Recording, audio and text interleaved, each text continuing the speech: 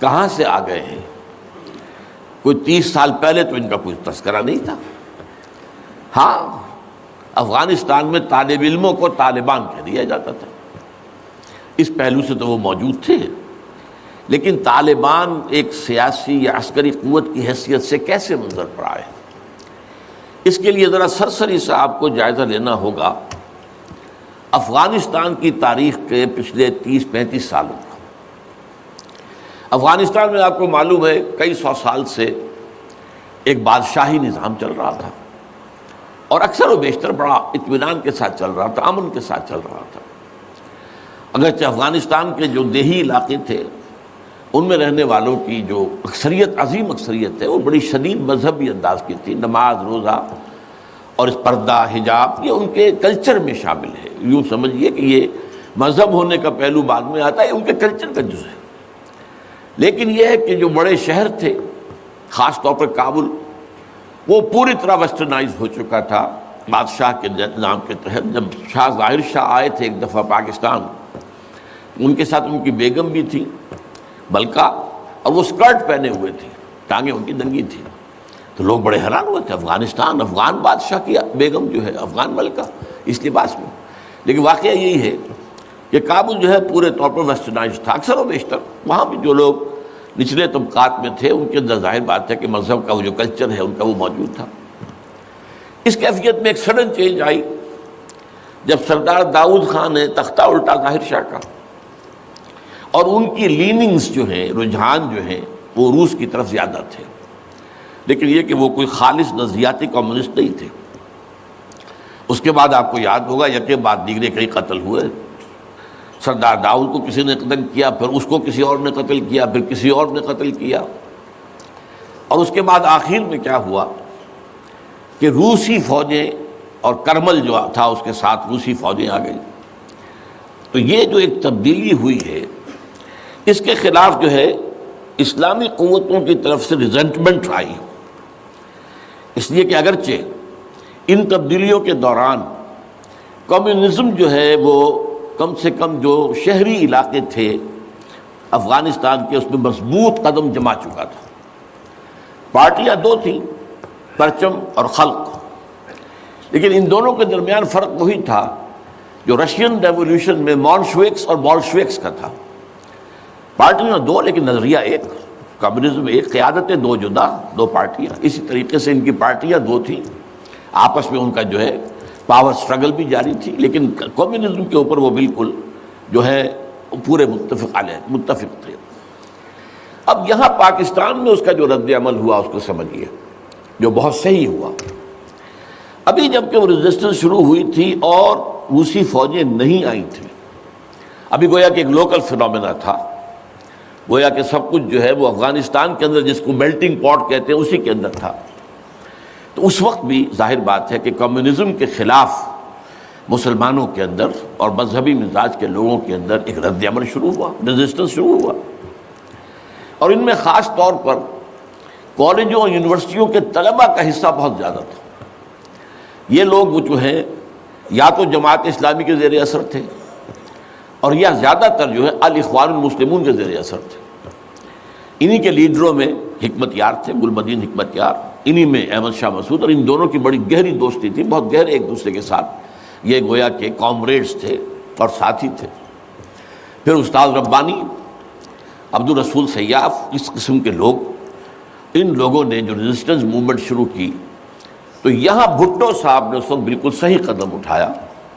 ان میں سے بعض لوگوں کو دعوت دی، وہ آئے دارالحکومت میں، بھٹو صاحب کے مہمان رہے، ان کی پیٹھ تھپ کی کہ ٹھیک ہے کرو کوشش،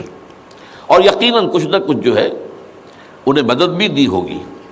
لیکن یہ کہ اس کے بارے میں مجھے معلوم کچھ نہیں ہے۔ اندازہ ہے کہ جب بلایا ہے، پیٹھ تھپکی ہے،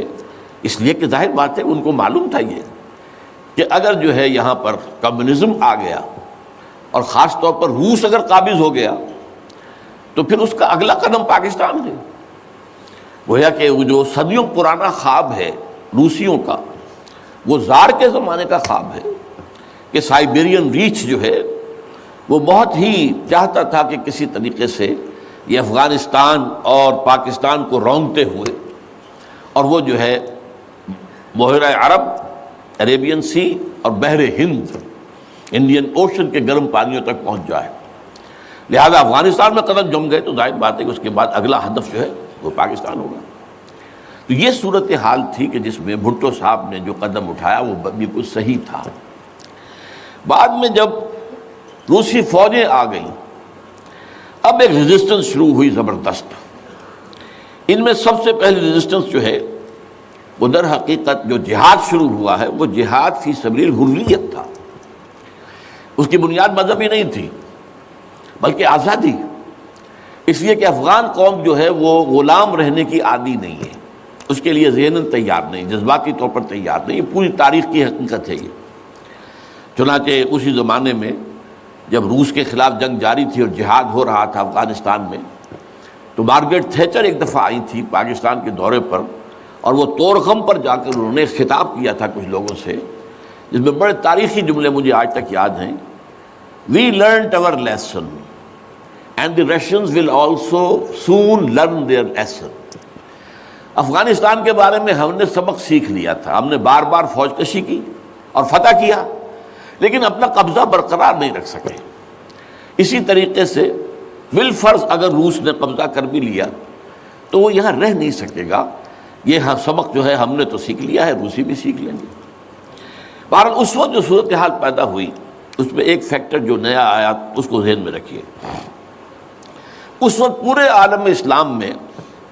احیاء اسلام اور نفاذ شریعت کا ایک جذبہ پروان چڑھ رہا تھا۔ یہ جذبہ شروع ہوا ہے کب؟ جب کہ کولونیل رول کا بستر طے ہونا شروع ہوا، یہ یورپین جو پاورز تھی انہوں نے اپنا بستر رول کرنا شروع کیا، تو جیسے جیسے مسلمان ممالک آزاد ہوئے ان کو یاد آیا، جیسے آدمی کو نیند سے اٹھے تو یاد آیا کہ میں نے کوئی خواب دیکھا تھا،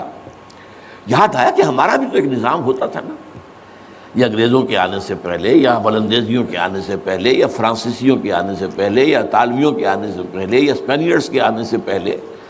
یہ آخر ہمارا ایک نظام تھا، تو اب ہم اس نظام کو دوبارہ قائم کریں۔ یہ ایک جذبہ تھا،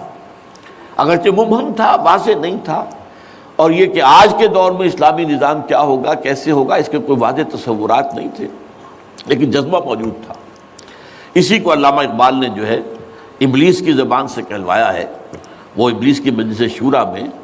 کہ ہے اگر کوئی خطر مجھ کو تو اس امت سے ہے، نہ مجھے جمہوریت سے کوئی اندیشہ ہے،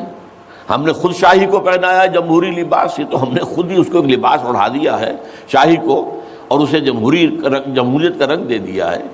وہ انڈیویجول ساورنٹی کی بجائے ایک پاپولر ساورنٹی، کلیکٹیو ساورنٹی، وہ شرک جو کا تو ہے، کفر جو کا تو ہے،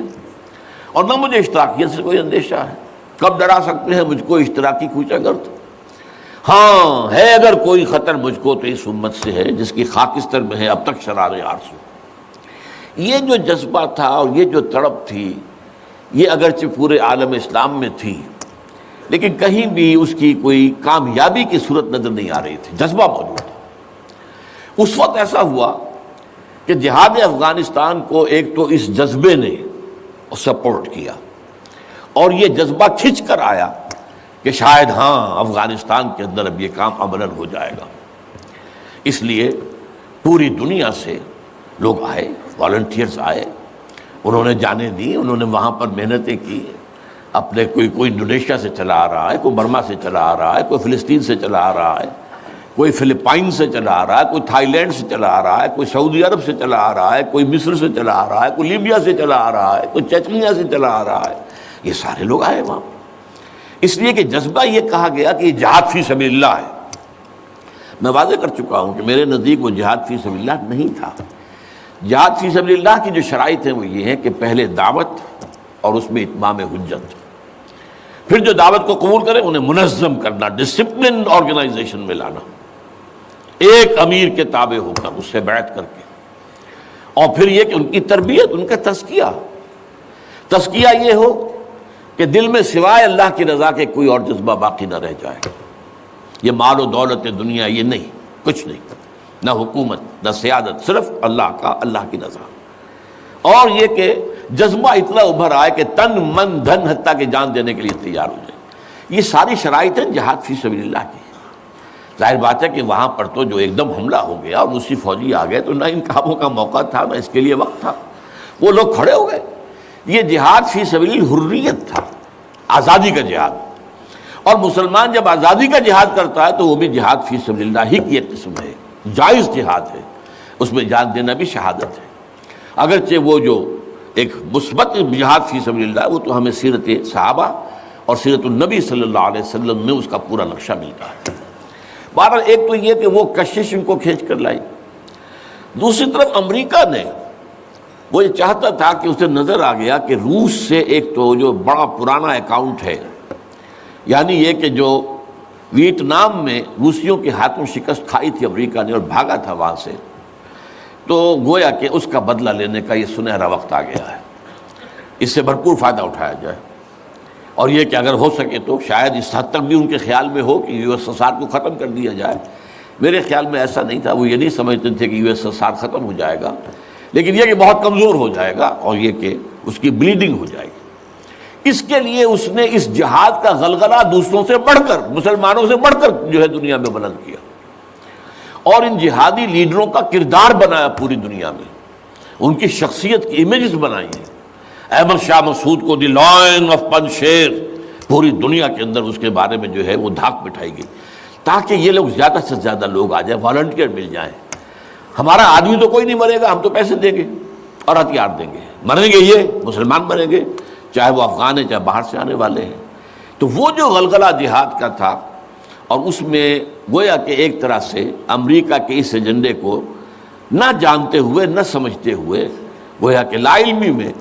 جو تقویت پہنچائی وہ ایسے لیڈروں نے جن میں بن لادن بھی ہیں، وہ جہاد کے لیے لوگوں کو کھینچ کر علم مبارک سے لے کر آئے، ان میں عبداللہ ابن عزام بھی تھے شہید رحمۃ اللہ علیہ، انہی میں عمر عبد الرحمن ہے جس وقت امریکہ کی جیل میں پڑے ہوئے۔ یہ سب لوگ کیا تھے؟ جہاد کے نام پر دنیا سے لوگوں کو لے کر آ رہے تھے، اور اس میں گویا کہ نہ جانتے ہوئے ان نوئنگلی وہ امریکہ کے اعلی کار بن رہے تھے۔ بہرحال اس میں نتیجہ جو نکلا، مجاہدین جب مجاہدین کو فتح ہو گئی، ظاہر بات ہے اس میں دونوں فیکٹرز ان میں رکھیے، صرف مجاہدین کی سرفروشی اور جاں فشانی نہیں، امریکہ کے ہتھیار نے یقیناً اس میں ایک بڑا ڈیسائسو رول پلے کیا، خصوصاً تازہ ترین ہتھیار اسٹنگر میزائل جسے دنیا جانتی نہیں تھی وہ دے دیا، اور اصل میں جو روسی فوج جو ہے دل برداشتہ ہو کر بھاگی ہے اس میں اسٹنگر میزائل کا بہت بڑا دخل تھا، کیونکہ ان کا سب سے بڑا ہتھیار تھا جو وہ گن شپ ہیلی کاپٹرز لے کر آتے تھے، اور وہ ظاہر بات ہے جہاں پہاڑوں کے اوپر بھی مورچے لگائے ہوئے تھے وہاں ظاہر بات ہے ٹینک تو نہیں پہنچ سکتے تھے، کوئی اور بمباری وہاں کرنا مشکل تھی، تو یہ گن شپ بڑے جہازوں سے بہت نیچے آ کر بمباری بھی ممکن نہیں تھی، تو گن شپ ہیلی کاپٹر سے جو بمباری وہ کرتے تھے، فائرنگ کرتے تھے، وہ ان کا سب سے بڑا ہتھیار تھا، اور اس کو بالکل ختم کر کے رکھ دیا اسٹنگر میزائل نے، کہ میزائل آپ نے داغا ہے تو وہ یہ نہیں ہے کہ ہدف سے اگر نہ لگے ہدف پر تو ادھر ادھر ہو جائے گا، نہیں، جدھر وہ ہدف جائے گا اس کا پیچھا کرے گا، اس کے پیچھے پیچھے جائے گا، جدھر وہ مڑے گا ادھر وہ مڑ جائے گا، دور مال کفر ہے سودار، جیسے وہ کفر جو ہے جو رخ موڑ لے تم بھی رخ موڑ لو، اور وہ تباہ کر دیتا تھا گن شپ۔ تو یہ بہرحال جو بھی شکست ہوئی روس کو اور وہاں سے وہ چلا گیا، تو اس کے بعد امریکہ بھی فوری طور پر وہاں سے غائب ہو گیا۔ اس نے مجاہدین کے اندر گروپ بندی، باہمی کشاکش، یہاں تک کہ باہمی دشمنی کے بھی بیج بو دیے تھے، اور اس میں آئی ایس آئی بھی رول اس نے پلے کیا ہے۔ آئی ایس آئی یہ چاہتی تھی کہ یہاں کوئی ایک مضبوط ایسی حکومت نہ بن جائے کہ جو ہمارے پھر کنٹرول میں نہ رہے، لہذا آئی ایس آئی والوں کا جو بھی رول ہوگا نیتی سے پاکستان کے لیے، لیکن یہ مجھ سے ایک مجاہدین لیڈرز میں سے ایک صاحب نے خود کہا کہ ہمیں لڑوایا آئی ایس آئی نے، میں نہیں کہہ سکتا کتنی اس میں درستی ہے اور کتنی غلطی ہے، لیکن امریکہ نے یہ کیا کہ لڑا کر ان کو بجائے اس کے کہ کوئی حکومت وہاں قائم کرواتا اور آرام کے ساتھ وہاں سے رخصت ہوتا، اس حکومت کو مستحکم کر کے، جیسے کہ وہ اپنا سر توڑ زور لگا رہا ہے عراق کے اندر کہ یہاں کوئی حکومت جو ہے وہ قائم ہو جائے، مستحکم ہو جائے، پھر یہاں سے ہم رفتہ رفتہ نکلے، وہ فوراً بھاگے، آپس میں وہ جو ہے دشمنی کے بیج بو کر۔ نتیجہ کیا نکلا؟ وہ جہاد فی سبیل اللہ فساد فی سبیل اللہ بدل گیا۔ وہ تباہی آئی ہے افغانستان پر جو پہلے نہیں آئی تھی، روسیوں کے ہاتھوں نہیں آئی تھی، خاص طور پر کابل میں اصل تباہی و بربادی جو خانہ جنگی سے آئی ہے۔ اور اس کا ایک اور نتیجہ یہ نکلا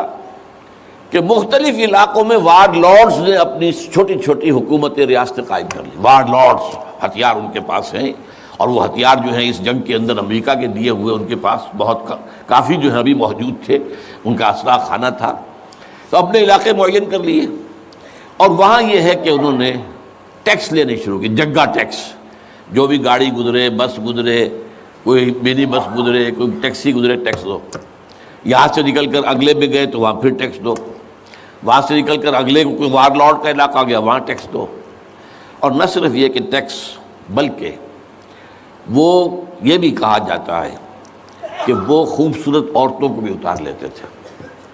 اور خوبصورت لڑکوں کو بھی اتار لیتے تھے۔ یہ جو صورتحال تھی، اس سے افغان لوگوں کا کہ ناک میں دم آ گیا، سخت پریشان ہو گئے۔ اچھا، یہ جو میں نے کہا ہے کہ یہ امریکہ نے جو مجاہدین کی قیادت تھی اسے آپس میں لڑا کر پھر یہاں سے بھاگ جانے کے اندر آفیت سمجھی، اس کی وجہ یہ تھی امریکہ کو اندیشہ تھا کہ یہ لوگ پڑھے لکھے جدید تعلیم یافتہ ہیں، یہ انجینئرز ہیں، گلبدین حکمت یار، احمد شاہ مسعود، استاد ربانی بڑے عالم ہیں، فاضل ہیں، عبد الرسول سیاب الازہر کے پڑھے ہوئے تھے،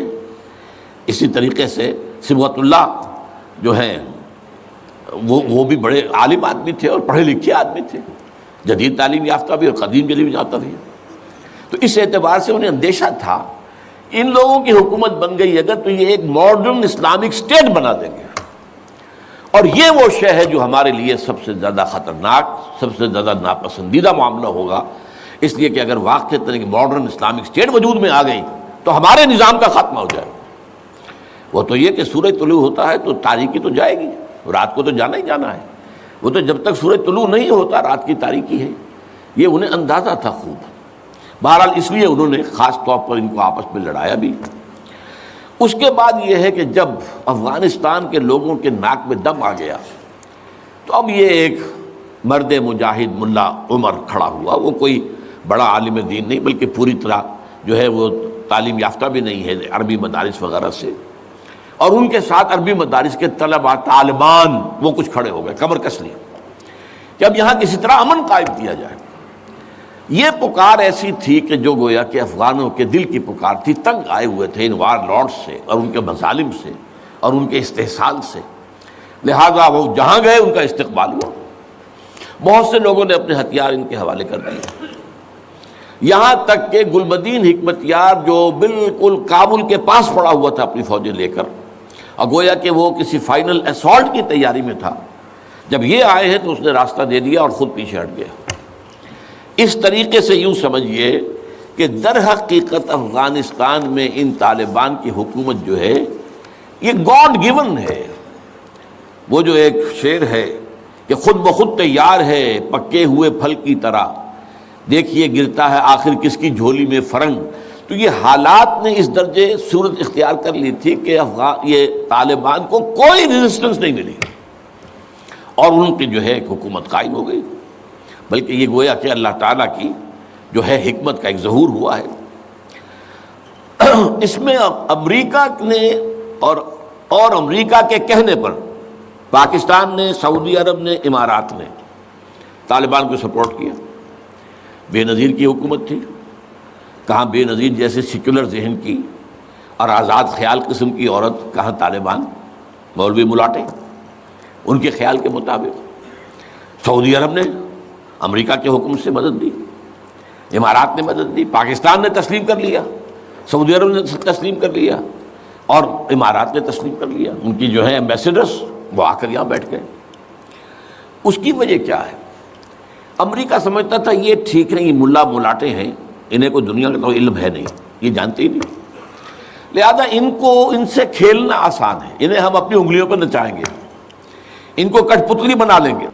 اس پہلو سے انہوں نے کہا کہ یہ اچھا ہے، یہ لوگ اگر آ جائیں تو ٹھیک ہے، وہ خطرہ نہیں ہے کہ یہاں کوئی ایک ایسا اسلامی نظام سامنے آ جائے جو جدید دنیا کے تمام تصورات و تقاضوں کو بھی پورا کرتا ہو اور کتاب و سنت کے تقاضوں کو بھی پورا کرتا ہو، اس کا کوئی اندیشہ نہیں ہے، لہذا انہیں مدد دی۔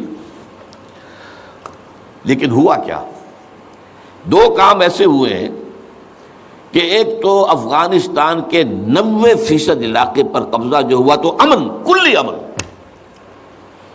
چوری ختم، ڈکیتی ختم، زنا بالجبر ختم، زنا ختم، تو اب آنکھیں کھل گئی امریکہ کی یہ کیا ہو رہا ہے؟ اور ملا عمر کے ایک حکم پر پاپی کی کاشت زیرو۔ اب یہ ہے کہ کفر کے ایوانوں میں پوری دنیا میں خطرے کی گھنٹیاں بجیں۔ یہ معاملہ کیا ہے؟ نارضت عشق کے خونی جگرے پیدا شد، حسن لرزید کے صاحب نظرے پیدا شد۔ یہ تو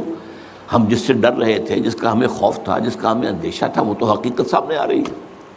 ابھی تو پورا نظام کی کوئی بات نہیں ہے، ابھی تو انہوں نے چند سزائیں نافذ کی ہیں، اس سے زیادہ تو ابھی ان کا کانسیپٹ بھی کوئی نظر نہیں آیا۔ ہم خود جب گئے ہیں وہاں پر، میں ایک وفد لے کر گیا ہوں، تو نہ ان کے ذہن میں کوئی سیاسی نظام کا کوئی واضح تصور تھا، نہ میں نے ان سے پوچھا آپ کی کوئی پارلیمنٹ مجلس شورا مجلس ملی کہ نہیں کوئی نہیں ہے، نہ کوئی معاشی نظام کا ان کے سامنے نقشہ تھا۔ میں نے پوچھا کہ آپ کے یہاں بینک ہیں کہ نہیں ہے، میں نے کہا آپ اپنا پیسہ کہاں رکھتے ہیں؟ ہمارے پاس پیسہ ہے ہی نہیں۔ مطلب یہ کہ یہ کوئی نظام کی بات تھی نہیں، لیکن یہ کہ چوری کا ہاتھ کاٹنا، زنا کی سزا دینا، رجم کرنا، قتل کے بدلے قتل علی الاعلان میدان کے اندر، اور سر جو ہے قلم کرنا یا سینے کے اندر۔ ایک صاحب نے جو کہ آئی وٹنس تھے، انہوں نے دیکھا تھا کہ ایک شخص نے ایک دوسرے شخص کو قتل کیا سینے میں خنجر بھونک کر۔ اب اس کو پکڑ کر رسیوں سے باندھ کر لا کے ڈال دیا گیا اسٹیڈیم کے اندر، کھلا اور ٹھٹ لگے ہوئے لوگوں کے دیکھ رہے ہیں، اور اس کی بیوی سے، مقتول کی بیوی کے ہاتھ میں خنجر دے کر کہا گیا بھونکو اس کے سینے کے اندر، اس نے کیا۔ اب یہ جو مناظر ہیں ان کو دیکھنے کے بعد کیا کہیں کوئی جرم رہ جائے گا؟ جیسے کہ اس سے پہلے بھی تھا معاملہ دنیا کے سامنے کہ سعودی عرب جو ہے وہ کرائم فری ایک معاشرہ بن گیا تھا جب سے وہاں پر اسلامی جو حدود اور تعزیرات نافذ ہوئی۔ یہ معاملہ انہوں نے دیکھ لیا کہ یہ تو ہو گیا، تو اس اعتبار سے ان کو جو ہے اب بڑی شدید خطرے کی بات ہوئی۔ البتہ یہ ضرور نوٹ کر لیجئے کہ اس ابتدائی عرصے میں طالبان سے کچھ غلطیاں بھی ہوئیں۔ پہلی بات تو یہ کہ نہ ان کی کوئی تعلیم ہوئی تھی، نہ تربیت ہوئی تھی، نہ تنظیم ہوئی تھی، نہ کوئی ڈسپلن قائم تھا، یہ تو موب تھا، لہذا ان سے بڑی بڑی غلطیاں ہوئیں۔ مثلا مزار شریف میں ایران کے سفارت خانے پر حملہ کیا، سفارتکاروں کو قتل کر دیا۔ پھر یہ کہ ان کے اندر مذہبی شدت پسندی بہت تھی، کٹر حنفیت، اور اس کے اندر کچھ نہ کچھ تشدد کا ایلیمنٹ بھی۔ ظاہر بات ہے ان عام لوگوں کے، ان پڑھ لوگ، اب ان کے ذہن میں جو چیزیں تھیں، داڑھی جو ہے سنت موقدہ ہے، نہیں رکھتا اس کو سزا دو، اور حجام جو ہے اس کا سر قلم کر دو اگر وہ شیونگ کرتا ہے تو۔ اسی طریقے سے پردے کا شدت کے ساتھ نفاذ کیا گیا، عورتیں باہر کیوں نکلیں، اپنے گھروں میں رہو، یا یہ کہ پورا برقع لے کر نکلو۔ جو بھی آپ کے ہاں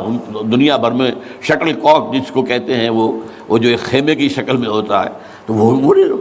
تو اس حوالے سے سخت تشدد پسندی بھی ہوئی ہے، اور کچھ غلطیاں بھی ہوئی ہیں، کچھ زیادتیاں بھی ہوئی ہیں، اور کچھ انتہائی تنگ نظر مذہبیت بھی ہوا۔ یہ حقائق ہیں جو ہمیں ماننے پڑیں گے۔ اب جب پوری دنیا کے اندر یہ ایک خطرے کی گھنٹیاں بج گئیں عالم کفر کے اندر کہ نارضت عشق کہ خونی جگر پیدا شد، وہ تو آ گیا، خونی جگر رکھنے والا وہ تو سامنے آ گیا، وہ خطرہ جس سے ہم ڈر رہے تھے، کہاں رہے تھے۔ اس لیے کہ آپ کو معلوم ہے کہ جب USSR کا خاتمہ ہوا ہے اور اس کے بعد جو ہے نیٹو کو اثر نو آرگنائز کرنے کی باتیں شروع ہوئیں، توسیع کی شروع ہوئی، تو کسی سے نے پوچھا نیٹو چیف سے، گورنر ان چیف سے، کہ اب آپ کس کے لیے، آپ کا جو دشمن تھا جس کے لیے آپ نے سارے دھندے بنائے تھے، سیٹو بھی تھا، سینٹو بھی تھا، اور نیٹو بھی تھا، اور سب سے بڑا معاملہ نیٹو کا تھا، تو اب تو تمہارا وہ دشمن ختم ہو گیا، تمہارے سامنے تمہارے گھٹنوں تمہارے قدموں میں پڑا ہوا ہے، تم سے مدد کی بھیک مانگ رہا ہے، تو تمہیں کیا خوف ہے؟ تو انہوں نے کہا ہمیں اب اسلامک فنڈامنٹلزم کا خطرہ ہے۔ اس کے لیے گویا کہ they started to gird up their loins، اپنی جو ہے کمر کسنے کے لیے انہوں نے پروگرام بنا لیا۔ اور اس کے لیے نوٹ کیجئے 9/11 کا حادثہ فاجعہ خود کروایا، یہ ثابت شدہ حقیقت ہے۔ اس وقت اس میں طالبان کا تو خیر 0% بھی کوئی امکان نہیں، اس میں القاعدہ کا بھی کوئی حصہ نہیں۔ یہ ضرور معلوم ہوتا ہے کہ ان میں جن لوگوں کو انہوں نے اپنے آگے رکھ لیا تھا دنیا کو دکھانے کے لیے، کچھ نوجوان قسم کے جو پائلٹس تھے جنہوں نے چھوٹے چھوٹے جہازوں پر، چڑیوں جیسے جہازوں پر تربیت حاصل کی تھی، دکھانے کے لیے انہوں نے کیا ہے یہ، ان میں سے کسی کا تعلق غالباً کوئی تعلق تھا جو کہ اسامہ ابن لادن کے ساتھ، جس پر کہ ان کو اس نے یہ کہہ دیا تھا کہ عنقریب ایک بہت بڑا واقعہ ہوگا، بس اس حد تک بات صحیح ہے، باقی قطعاً کوئی نہ اسامہ ابن لادن کا حصہ۔ یہ کروایا موساد نے، نیو کونز نے، CIA نے۔ کیوں کروایا؟ اس لیے کہ ان کے سامنے اب افغانستان کے اندر ایک بہت بڑی فوج کشی کرنے کے لیے ایک بہت بڑی طاقت کی ضرورت ہے، اور یہ بہت بڑی طاقت جو ہے اس کے لیے امریکہ کا جو پبلک اوپینین ہے تیار نہیں ہوگا جب تک کہ اتنا بڑا کوئی حادثہ نہ ہو جائے، اور دنیا کی بھی بڑی کولیشن نہیں بنے گی جب تک کہ اتنا بڑا کوئی حادثہ نہ ہو جائے۔ یہ انہوں نے خود کرایا، اس لیے کہ اس سے پہلے یہ ایک اور بات جو ہے وہ بیچ میں آ گئی ہے، لیکن میں بیان کر دوں کہ یہ تو 90s کے اندر، لیٹ 90s میں بات ہو گئی تھی کہ امریکہ میں جو ٹاپ کے تھنک ٹینکس تھے وہ سوچ رہے تھے کہ 21ویں صدی میں امریکہ اس گلوب کی سپریم سپر پاور کیسے رہے، اپنی اس پوزیشن کو جو حاصل ہو گئی ہے اس وقت اور بھی مضبوط کرے۔ ابھی رشیا اور چائنا تو اس کے دائرہ اقتدار سے باہر ہے، ابھی بھارت بھی تقریباً باہر ہے، لیکن آگے بڑھا کر گلوبل پوری طرح، اور کیسے ہو یہ کہ اسے برقرار کیسے رکھے۔ تو اس پر ان کے تھنک ٹینکس تھے، اور اسی پر ان کا ایک مقالہ شائع ہوا تھا، امریکہ نیڈز اے پرل ہاربر۔ امریکہ کو ایک پرل ہاربر جیسے واقعے کی ضرورت ہے۔ اب یہ تاریخی بات سمجھ لیجئے،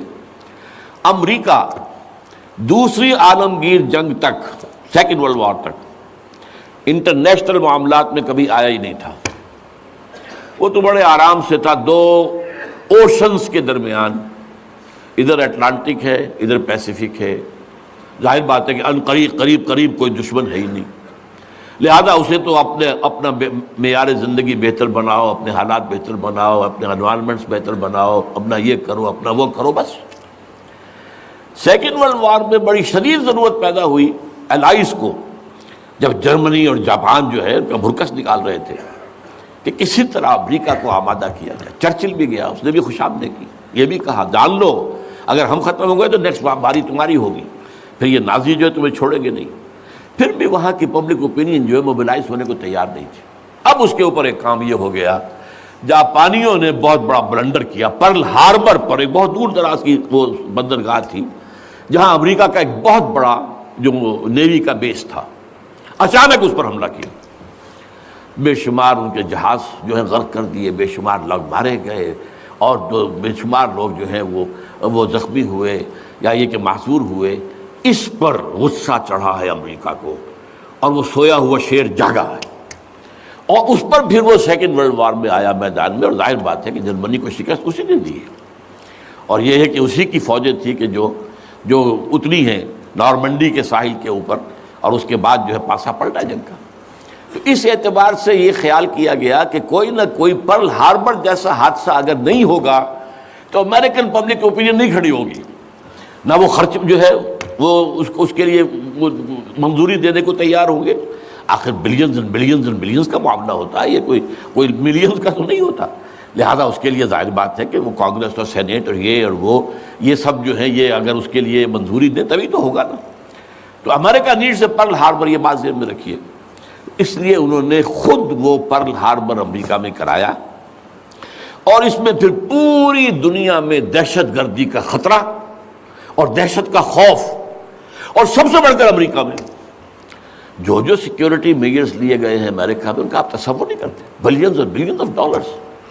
جو ایک شخص کی طرح سے لی جا رہی ہے۔ فون ٹیپ کرنے کی بھی اجازت دے دی گئی، جو امریکہ میں نہیں تھا۔ وہاں جو پرسنل آزادیاں تھیں، انفرادی آزادیاں، ان کا بڑا چرچا تھا، وہ تو ان کا بڑا چیمپئن تھا، لیکن یہ کہ سارا جو ہے ان کی پرائیویسی کا بھی بیڑا غرق، ان کا یہ سب کچھ، ان کے اوپر پابندیاں، اور جو کچھ بھی باہر سے آنے والے ہیں ان کا جس طریقے سے وہ اپنے ایئرپورٹس کے اوپر جو ہے تقریباً نیم برہنہ کر کے ان کی جو ہے تلاشی لینا، یہ سارا کچھ، اور اس پر جو انہوں نے اپنے پورا نظام بنایا انٹیلیجنس کا اور معلومات پہنچانے کا، اس کے اوپر ان کا بے شمار خرچ ہوا۔ بہرحال اس میں عیسائیوں کی صلیبی جنگ کا جذبہ بھی شامل کر دیا گیا۔ ایک امریکہ کی سپریم پاور آن ارتھ ہونے کا مقصد